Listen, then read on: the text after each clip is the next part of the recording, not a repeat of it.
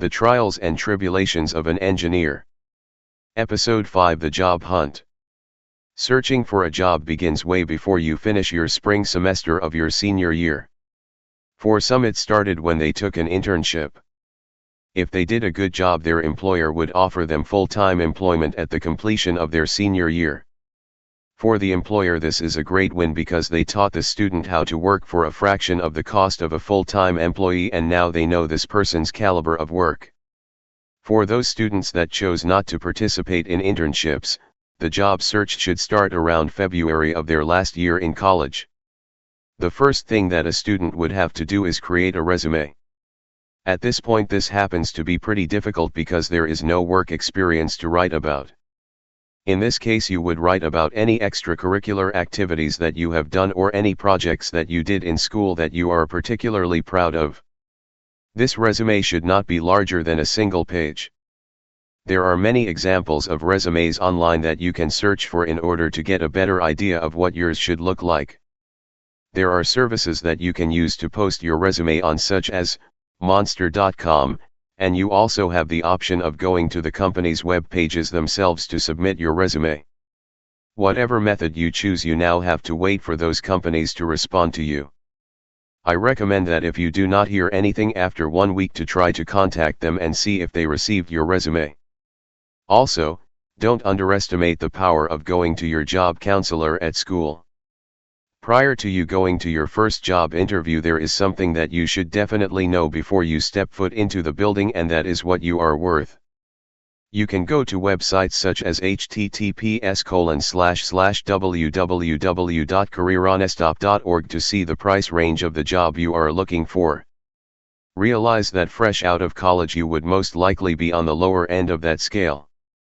Personally, when I went to my first job interview in 2006, I arrived on time and gave what I believed to be a great interview, but when it came time to discuss the salary, they were offering $30,000, and from research I knew that the average salary for mechanical engineers was $50,000. Not to mention that I also had a master's degree, but remember, education does not trump experience. Needless to say, I politely declined the job offer and continued on my job search journey. Do not get discouraged if you are rejected from a few jobs. The reason that you start your job search months before you graduate is because the job search process can take time. There are students that graduated and did not have a job lined up. Not to worry, just remember to learn from each of the job interviews that you do go to and try to improve on yourself every time. Sometimes companies like to have hiring stages. This means that you would interview for the same job multiple times, up to 6 or 7 times. In these cases you may meet with a panel of selectors, other times you meet with different people in the organization, and on occasion you interview with the same person every time, answering different questions. In a lot of these interviews the questions are structured to see your personality and to try to see if you have a good fit. There are other times though where the interviewer is looking to make sure that you have the technical merits to do the job, and they will ask you questions from your curriculum, such as describe the refrigeration cycle or what are the 3 laws of thermodynamics. My advice is to not make up answers. If you don't know something, be honest about it, but add the caveat that if that is important for the job role, that you would make it a point to learn the topic.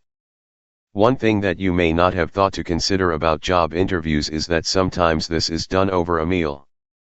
I recommend that you take a dining etiquette course while you are still in school, so that you know the proper way to conduct yourself in a fine dining setting.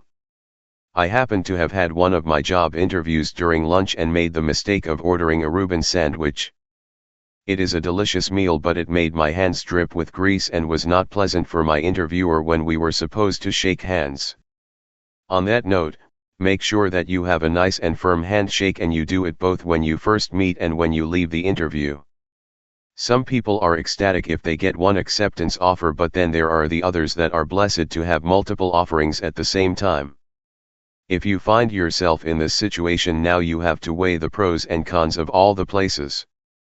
Many people just look at the salary, but don't forget the importance of health insurance, retirement benefits, and the distance and time that it takes to commute to work. I would like to make a quick service announcement to everyone listening. If your employer matches contributions to your 401k up to a certain amount, That only occurs if you contribute an amount. If you don't contribute anything, 0 times anything is 0. With respect to travel distance, I accepted a job that was only 12 miles away from my home. Under normal driving conditions this would take less than 15 minutes to drive. But because I live in a congested city, the commute took an hour to go to work and close to 2 hours to drive back home. Remember to consider life priorities. Excessive travel can weigh heavy on a person. If you have found this information helpful, please consider clicking the like button and subscribing. Till next time.